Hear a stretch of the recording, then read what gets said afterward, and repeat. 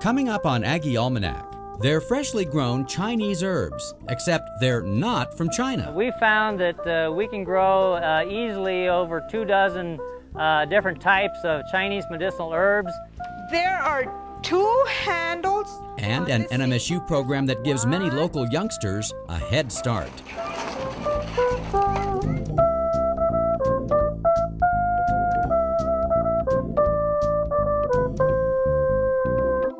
Hi, I'm Gary Worth, and thanks for watching Aggie Almanac. In today's show, East meets West, and the two converge in an unlikely place.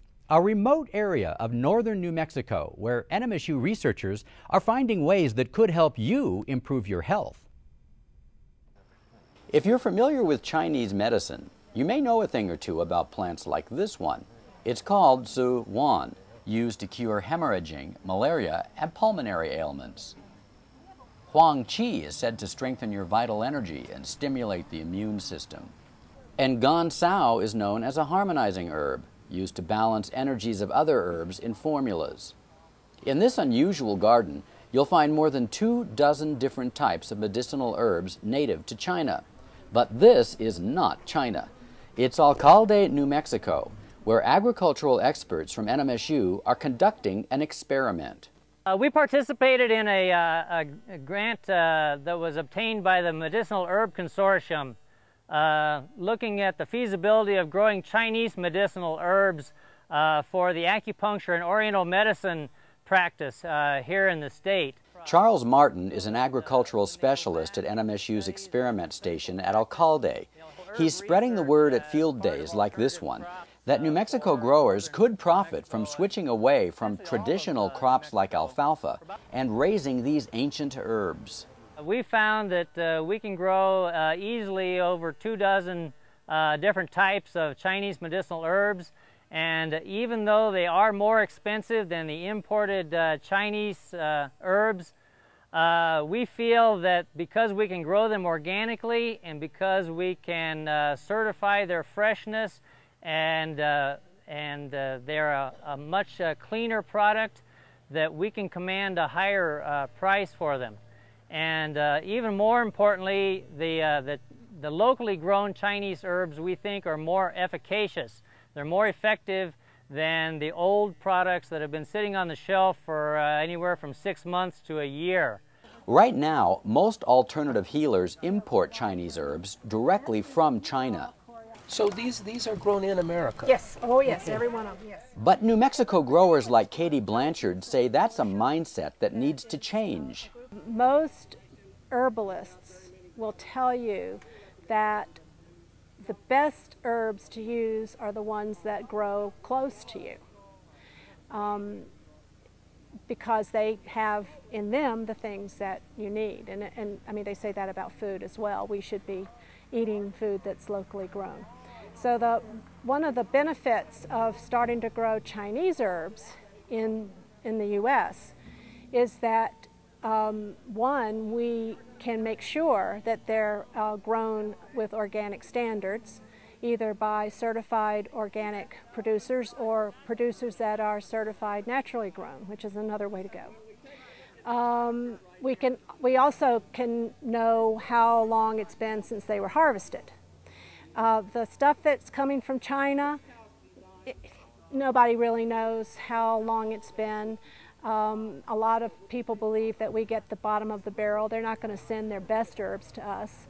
And they're starting to hold herbs back. So there are some herbs that are becoming very hard for the doctors of Oriental medicine to get. So if we can grow them here, then we can supply the practitioners. She has on display samples of Chinese herbs grown in the U.S.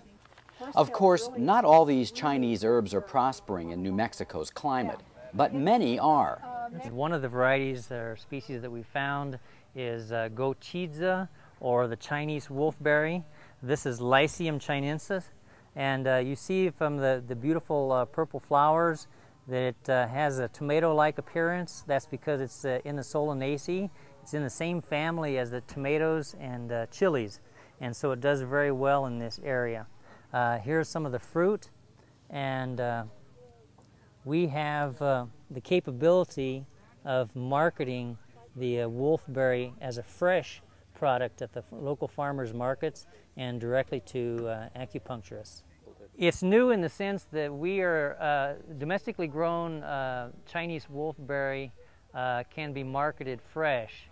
All the other products that they're imported from China have to be dried or processed before. And so that's one of the things that makes local production of these Chinese herbs special. This is a beautiful plant.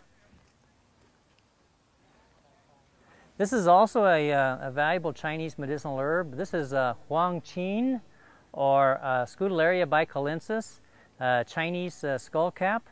And it's a very valuable Chinese medicinal, and it's also a very well adapted crop for this area. It's drought tolerant and does very well here. And so we think that this can become another important crop for the small-scale local growers. Area growers are beginning to get the message that freshly grown Chinese medicinal herbs have a future in New Mexico. And a 3 to 4 inch pot will run you about $3.50, $4. Wandering through this experimental garden gives them new ideas, a fresh way of thinking. We grew up in just little herbs. Yeah, we were both herbalists. All the herbs, all these Chinese herbs, it's really amazing that all these things can grow here. It's definitely going to be profitable. When you're looking, I mean, a lot of farmers up here grow alfalfa, and what, they get maybe $5 a bale, which is about 70 or 80 pounds. You can get, I know that wolfberries, which they've adopted the name goji berries because I guess it sounds better. They sell for $24 a pound in Whole Foods. Chinese wolfberry grows here, and we have a local native wolfberry which medicinally is very similar. Right now, the biggest challenge seems to be not only convincing local growers to get into this market, but also educating healthcare providers on why they should make the switch to New Mexico-grown herbs. Is there anybody who is a professional doctor of Oriental medicine or an acupuncture student? To that end, NMSU is using a grant from the Kellogg Foundation to work with acupuncture colleges and acupuncturists in helping them learn about locally grown herbs. This demo garden serves as an educational tool to bring the students out here to learn about these, and even more importantly, to develop an appreciation for the fresh product, so that when they go back in their studies or in their clinical practice, they'll have a much better idea of what these plants look like, and even more importantly, the quality that the fresh product has over these Chinese herbs. Alcalde Research Farm is perfect because they have about 50 different herbs growing, and I actually get to interact with them and smell them. Rebecca Davila is studying Chinese medicine in Chicago, where she works only with dry herbs. She came to New Mexico to see the real thing. One of the most commonly used Chinese herbs is Huang Qi, which is a astragalus root. And I've read about it, I've seen its dry form in school, we talk about its history, but I had never seen the actual plant. So coming through, I didn't really even recognize it. I didn't know what astragalus looked like coming out of the ground. So now I can go through the garden, I know exactly what they look like, I know what they smell like, I know what their flowers look like. And I think for my learning, that just kind of enriches it. Instead of just knowing the dry herb or the dry plant, I know its essence better. But it's not just practitioners and growers. Customers have to be convinced too, and educated about non-traditional forms of healing. We need to educate the consumer to know that there are alternatives to these over-the-counter drugs, and that there are alternative healthcare modalities using herbs that are safe and effective, and provide an alternative to the more intensive and what you would call crisis intervention mode of conventional medicine. a lot of times when people go to acupuncturists, it's kind of like a last resort. They've tried everything else, so then they try Chinese medicine. And I think the benefits of it are that it's natural. Maybe it's not as quick. It's not an instant sort of healing, but it restores the body's natural balance. It doesn't have a lot of side effects. You can combine different herbs. It's like alchemy, and depending on what you combine, it has different effects on your body. So usually there's not one thing wrong with you.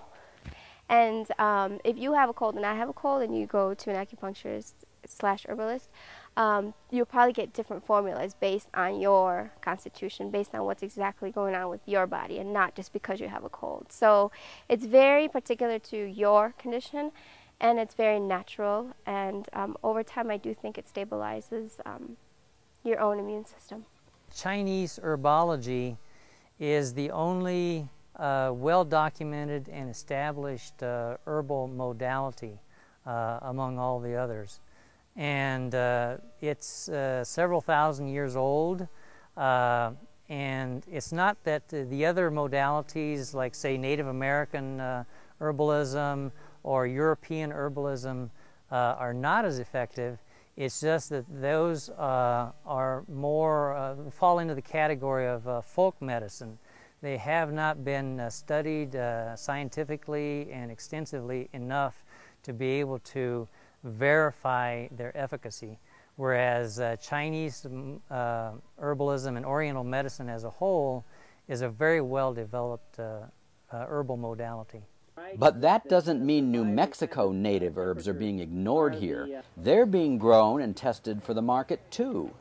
This plant here in front of me is really unique to New Mexico. It's called Yerba del Manso, or simply manso, or in some places it's called yerba mansa.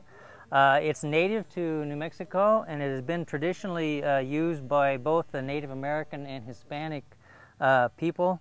It's very, very effective for colds, flu, sinus problems, things like that.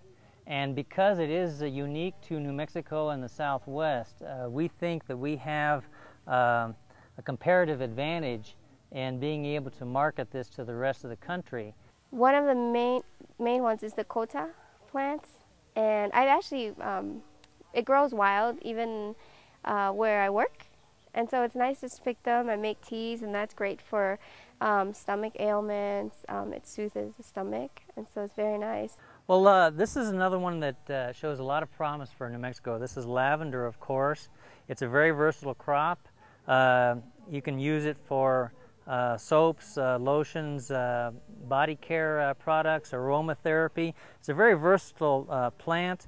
It's also a beautiful ornamental. And the beauty of lavender is it's a very appropriate crop for New Mexico. It's a desert plant. It's drought tolerant. Doesn't need a lot of fertilizer, and so it does well in this area. And we think that it has an added potential because it ties in with the tourism industry. We're seeing more and more lavender festivals, lavender-themed events all up and down the valley. And so we think that the lavender industry as a whole will grow, continue to grow in the future in New Mexico. Whether it's New Mexico traditional herbs or the Chinese variety, these growers are on the forefront of an experiment that holds a lot of financial promise for the state. There are a certain number of risks that every grower takes when they're learning some new crops, and there are some obstacles that they're going to have to learn to deal with, like the infrastructure, like processing techniques, or special value-added marketing that is required. However, we here at the station hope that we can help reduce some of that burden of risk from the growers through our herb demo gardens by learning what does grow here and what doesn't grow, what are some of the ins and outs of managing these herbs. This is like ours. New Mexico has an advantage in growing these Chinese medicinal herbs because the state has so many ecosystems. Herbs that don't prosper in the higher elevations of northern New Mexico often do well in the southern part of the state. One of the herbs that likes the local climate is called ma huang, or Chinese ephedra. It was used to treat asthma and wheezing 5,000 years ago. We'll be right back. There are 2 handles on the sink. There's 1, 2. One hot one. This one's hot. Ay, está caliente si lo toca. Welcome back. We move on to a program overseen by the NMSU Education College that's been around for years. It's also always in big demand from area parents because it has a proven record of helping preschool children from low-income families get a head start in life. He's off and going places. And in this special school, that's true in more ways than one.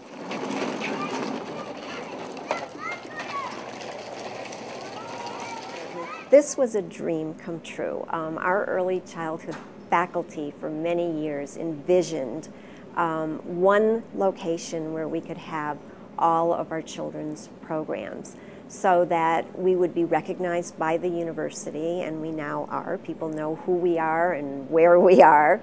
Nancy Baptiste is the director of Myrna's Children's Village on the NMSU campus, where in one facility you'll find a number of special programs for young children, from part-day and full-day childcare to public school and Head Start efforts.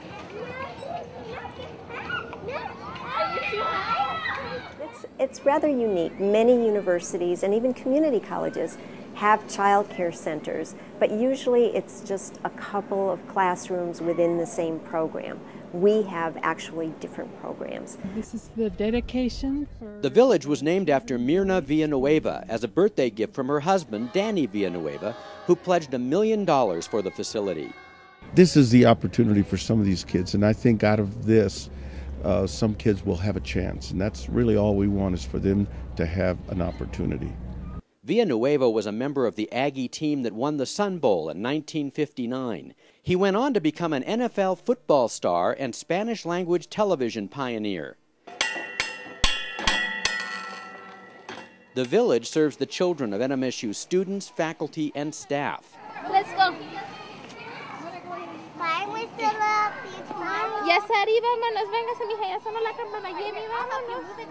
Many students who come to NMSU need child care. They don't want to drive into Las Cruces. You know, they would just as soon be able to either walk or even drive here. It's much closer. And I think they feel the quality of the programs is very high. Almost all our staff are NMSU graduates who've gone through our early childhood program or some of the other College of Education programs. You want to build? Yeah. And are always involved in continuing education and professional development. They attend conferences, they present workshops, they do a lot of reading, and there's a lot of discussion among staff here about best practices for young children. Hop back in, let me get you up from behind. But Myrna's Village is more than just a campus daycare center. It's also a learning lab for NMSU students. We've had social work students come in, we've had students from the psychology department, students from the dance department. Typically those students come to do an observation, to do a special project, but it's our College of Education students, our early childhood students, who actually do field experiences. One area where students can get that experience is the Head Start program at Myrna's Village. There are 2 handles on the sink. There's 1, 2. One hot one. This one's hot. Ay, está caliente si lo tocas. And this one cold. Brrr, cold. NMSU is one of only 13 universities in the U.S. connected with the 40-year-old Head Start program. Small, chiquito, medium, mediano, large, grandote. It's been involved since 1984, operating 9 Head Start centers in this region, including this one on campus. The 3 colors are red, yasari, yellow, blue. Yes, we can use those 3 colors to make other colors. I think it's a wonderful relationship and that more universities should do it, because I think that every university has a college of education, and we're able to learn new leading edge techniques in education and be able to bring them right to the children that really need them the most, the low-income children of our communities. Amanda Gibson Smith was recently selected by NMSU's College of Education to direct the Doña Ana County Head Start program. She says the challenge is to meet a growing need for Head Start services with shrinking federal funding. There was over 3,000 children in Doña Ana County that were low income. We're serving 258. Las Cruces Public Schools has a Head Start program, and they're serving just Las Cruces. Mind you, like 85,000 people live in Las Cruces, and there's at least 2,000, if not more, I'm sure, children in need. We really are serving the lowest income population that don't have the opportunity to go to a regular, send their children to a regular child care facility that might get the interaction and the pre-K learning that we give them here. Vamos a cantar. Oigan, escuchen. And interactive learning is what this place is all about. There's music. 10 perritos, yo tenía 10 perritos, uno se fue a la nieve y ahora más me quedan 9. And dance. Animal action, so much. Like an elephant. Moo, moo. Move your trunk, move your trunk. Moo. And science, art, toys, the list of activities goes on and on.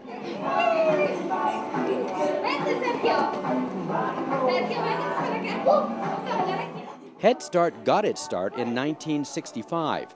The idea was to bring about a greater degree of social competence in children of low-income families. It also reaches children with disabilities. You know, one of the kind of benefits, certainly to parents, is they learn to advocate for their children. And they learn that education is important and that they can be a partner in their child's education.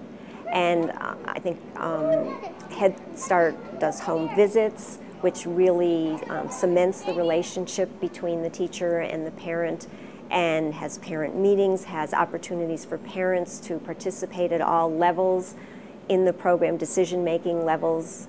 And so I think because of all this, we know that this is a good model for children and families, and it has sustained all the budget cuts and other things that, you know, have happened to other programs. We are a holistic program, so we look at the whole child and include the family. So we have a family services component where we reach out to the family if they're in need, and we hook them up with services in the community. You know, if they're displaced from their house, or they've experienced domestic violence, or they have some substance issues, we help them address those. They have to come and ask for the help, but we help them do that. We also teach the children the literacy, the education side of it. We're also making sure that those children are getting a proper meal, a well-balanced meal. They'll get a breakfast and a snack, or a lunch and a snack when they're with us.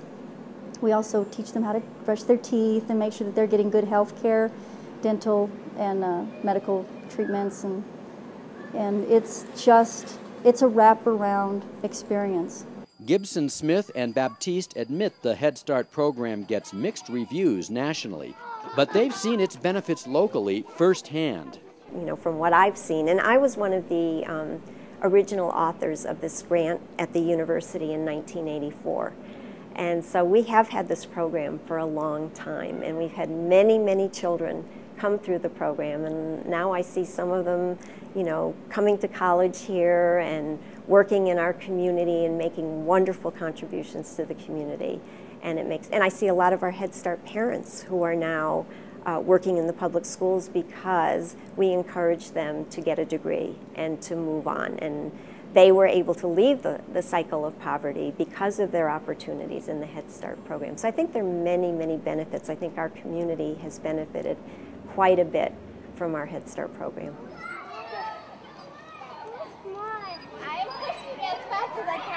Parents involved in the program are certainly enthusiastic about it, and so are NMSU students like Virginia Blue. She's a public health major who's earning money and experience by working with Head Start kids. Oh, I love it. They teach me as well. I learn from them every day. They say stuff, you know, and you're like, where did you learn that from? Or they just make me happy. I just love kids. These are 3 important shapes. Oh, these are shapes. What shape is this? Circle. A circle. The kids seem to love it too. Square. Good job, Sergio. And this? A triangle. Yes, a triangle, Gus. The fact is, Head Start can't meet all the local demand. How about the cat? How many legs does the cat have? 3. Either can Myrna's Children's Village. Up and down. Yes, we really do have a need to expand. Currently we have about 150 children, and we have a waiting list of at least 400, with the phone ringing every day, parents coming with their children to find out, you know, how far down on the waiting list they would be and how long it would take. And sometimes it takes as long as 2 years. We're hoping someday to be able to acquire some more buildings and open additional programs. We could use, we do not have an infant program except for Head Start, and that is limited to low-income families. So we really do need infant care for our students who don't qualify and for our faculty and staff. We could use a couple of more full-day programs. What we found is over the years that parents really need that full-day child care. If they're going to school, if they're working, a half-day program just doesn't work for them. They are so happy to be in the program. It does make a difference, and sometimes we don't get them in that first year. Sometimes they're 3 when they apply, because we take from 3 to 5. But they are very, very happy to be here, and they're wanting to invest in their children's lives, and they see the importance of it. And we also help foster that by teaching them to advocate for their children, and so then when they go into the public schools, they can better help their children succeed.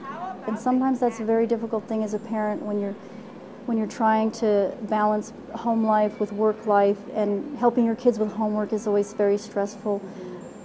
We give them that confidence that they can make a difference in their child's education. Doña Ana County has Head Start programs in 9 centers in Mesilla, Anthony, Vado, Las Cruces, and the NMSU campus. You can get more information about Head Start by calling 575-647-8733. And that's our show for this week. If you have questions or comments, we'd love to hear from you. Give us a call at 646-2818 or send an email to aggiealmanac@yahoo.com. I'm Gary Worth. Thanks for watching.